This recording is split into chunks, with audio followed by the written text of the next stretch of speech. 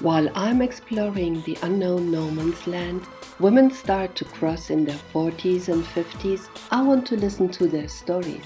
I want to know more about their dreams, their visions, and their mission.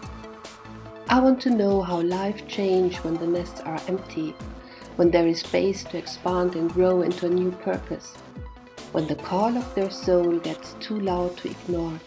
I will meet women from all over the world and ask them about how's midlife in their culture. So let's give them a voice and listen to their stories. I wish you a warm welcome on Crossing No Man's Land, a guide for women in their 40s and 50s to find value and purpose in their new chapter of life. Today, my guest is Jillian Wenzel. Jillian is from Shenandoah Valley in Virginia. She went from not wanting to leave the comfort of her bed, feeling miserable and disgusted with herself, to now creating the life of her dream. She is helping women fall in love with themselves, build badass confidence, harness their inner sexual goddess, and become the magical gangster that lives inside us all. Thank you for being here, Jillian. Yay! Thank you for having me, Mia. I'm so excited to be on your show. As I'm following you and your blog since the very first post, I'm so deeply touched by the vibrating energy you are radiating. Seems that for you everything is a lesson instead of an obstacle, and you show your audience how to embrace the challenges even with a big smile. Jillian, how comes that you are so blessed with such an amazing energy? Well, thank you, Mia. So you kind of touched on it a little bit in the intro. Basically, I was just living with a lot of darkness and kept feeling like I was hitting rock bottom all over and over again. And I finally realized I needed to make a choice and I didn't want to live this way anymore. And what I really kind of want to touch on for your audience, what I think they'll kind of really enjoy and appreciate is, so you do such a wonderful job about talking about, you understand spirituality and ancient wisdom, what our ancient ancestors have been saying so long. And I love taking that and now using modern science, quantum physics, to better understand it and explain it to people more in a different way that can maybe help them piece it all together. So I kind of want to talk about the science behind why we are the way we are, and maybe hopefully shed some light in your audience's life, because that definitely helped shift my worldview and change my behavior and everything. And it's about energy. So I try to do it in a way that's kind of easy to understand and fun to understand. So you got to think, well, I actually used to think it's like when you have a thought, it kind of seemed like something that would just pass through your head, float around a bit, and then maybe like disappear and it's gone, and that's it. And you hear people talk about, well, thoughts manifest your reality. Thoughts are, very real and create the experiences around you. And I'm like, well, what exactly does that mean? What's happening there? So there is actually something really happening there on a biological level. So when you have a thought, it's not something that just kind of like comes and goes. It really does turn into something real and material.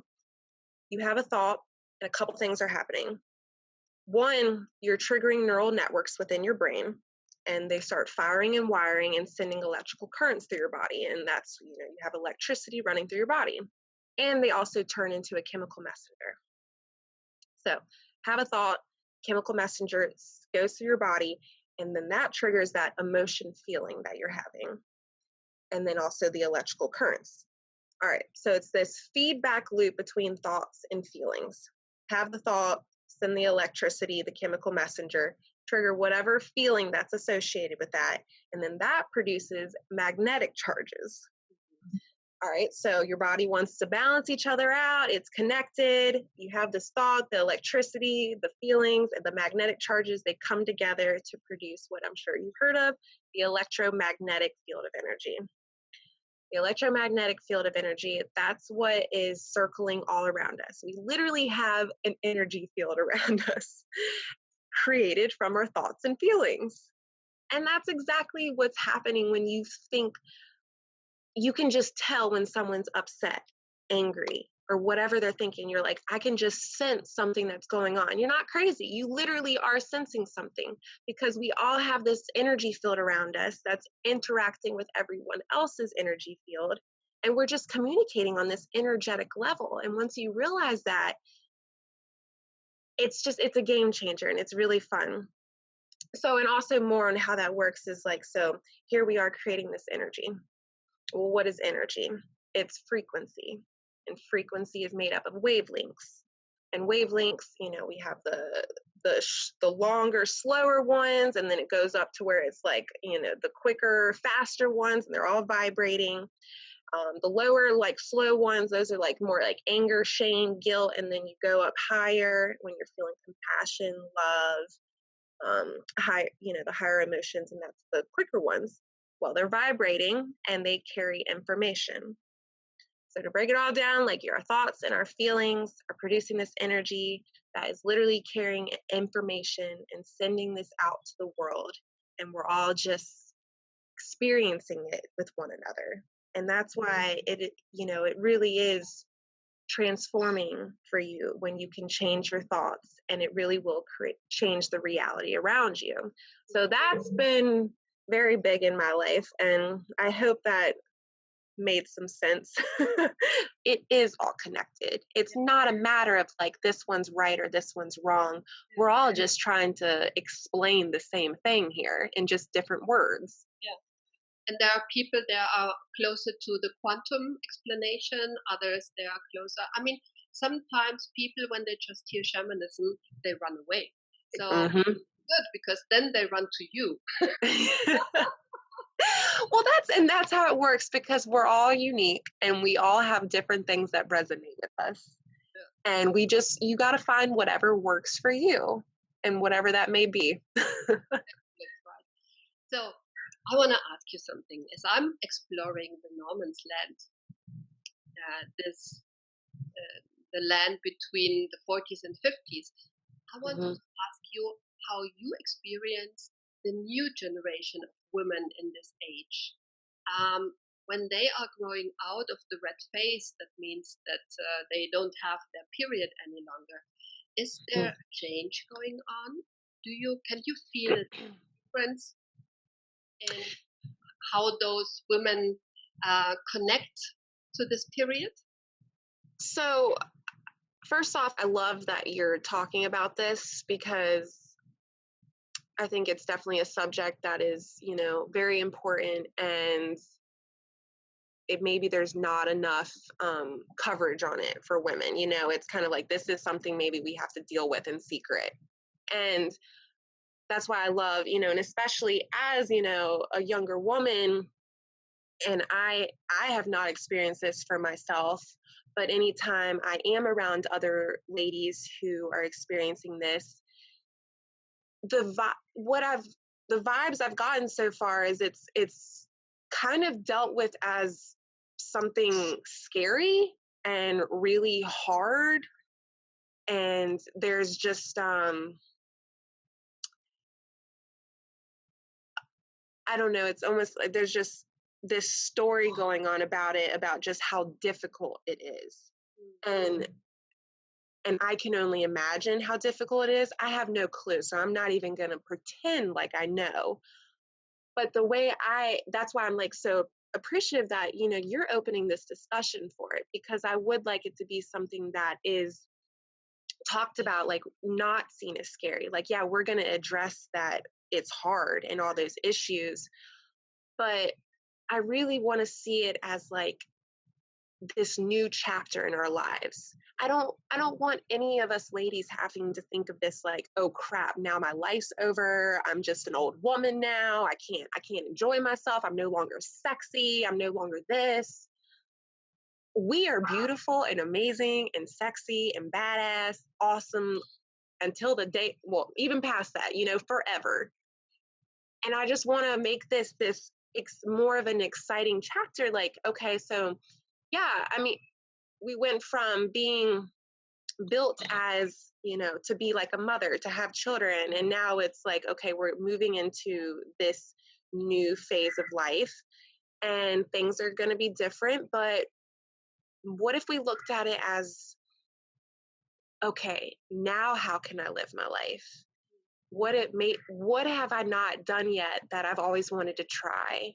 Or now that I have this time to do something else, I could go exploring or finally just pick up something that you've been putting off for a long time. So that's just kind of where my head's at and like my perspective and everything. I don't want us to look at it like it's our lives are over, because it never is. And we can always reframe everything and see it as a new door opening. And I love that the discussion is open about it. What do you think happens in your subconsciousness if you see your mother changing their moods, being in a victim mode? So I think we have to start really a conversation. It is all hidden. It is a secret. Nobody wants to, it's a taboo. Nobody wants to. Yeah. And I think it's good if young women tell their mom what is going on. What are your dreams? What are your thoughts? What is your vision for the next 20 years? Mm-hmm. I have to say, you literally just brought up, hold on one second. You literally just brought up something kind of really big, especially for me. It just hit home, bringing up mothers. And it's so true. It's so true. Because, you think like, of course we're affected because, we all affect and influence everyone around us. And we look up to our mothers. And if we're seeing her as like struggling really hard and feeling like crap about herself and just like life is over, we are internalizing that. And then it's going to, leave this impression on us that, oh, that's what I have to look forward to. Like, oh, I better live it up now because by the time I'm there, I'm going to be just like that. And I know, and I love my mom dearly. She's the most amazing woman ever, but she's struggled with like negative self-talk and getting caught up in like the stressors in life. And, it's you, we want, it's, I want to see everyone do well, especially your loved ones. And there's just, it is almost like kind of like a responsibility. We have to show that this is not taboo. This is not there's it's not like, okay, life is only good for this period of time and then once you're here just forget about it, it's time to check out. I don't want to live that way. I don't want to see anyone else live that way. I don't want to spread that message. It's important for us to like show show everyone that it doesn't have to be that way. Now, my last question. Yeah. If you were to share your most significant insight for women at the beginning of their menopause, what would you tell them? Well, I'm the girl that's all about beautiful, positive self-talk because that's helped transform my life. And I think it all boils down to the foundation. Because if you want to be able to do anything in life, if you don't love yourself, if you don't believe in yourself, if you don't trust yourself, you're going to have a really hard time. And so any insight, advice, anything I can like share with ladies and everyone out there, work on your self-talk.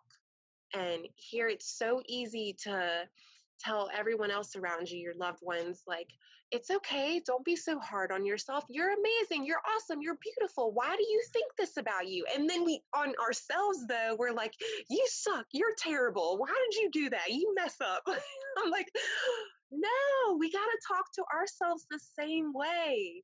And stop feeling shameful about it. Stop feeling guilty like it's wrong. It is the complete opposite.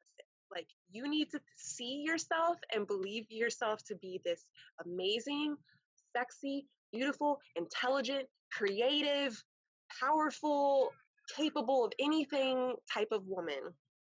And And love. and man, sorry, not trying to leave out the men either. Was that what you said?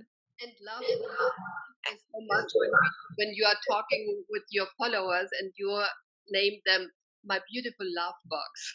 Yeah. My love bugs, my divine goddesses, my magical gangsters. You know, I might sound like a Looney Tune if someone was listening to me, but don't. Who cares? Who cares? Talk to yourself that way. It's so fun, and it just gets your juices flowing. And next thing you know, what I've noticed, it's not only about loving yourself, because once you get that down, everything else, everyone else just starts to just naturally become better. Like, you start to have so much more love for everyone else. Like, I realized, like, once I stopped being so insecure, I just had much more love to give everyone else. I was a nicer, more pleasant person. And it's extremely powerful, and I feel like in us doing this, it's giving everyone else permission to do so also. And if we're all feeling good about ourselves, if we all talk to ourselves in this strong, powerful way, then we're all just doing it, and we're all just vibing together. If that makes sense. It's an if you want to know more about this amazing woman, so just look below. I will put the link in. And I just want to say a really heartfelt thank you for being here in this little show. And I hope to see you soon, very soon. Um, and tell us more about your Oh, well, Mia, thank you for having me on here and sharing this space for everyone. And just a quick thing, it's funny because I was so nervous to do this, but I made myself do it. And that's another, just put yourself out there. Put yourself out there and just be you. Thank you, Mia. Bye. Bye.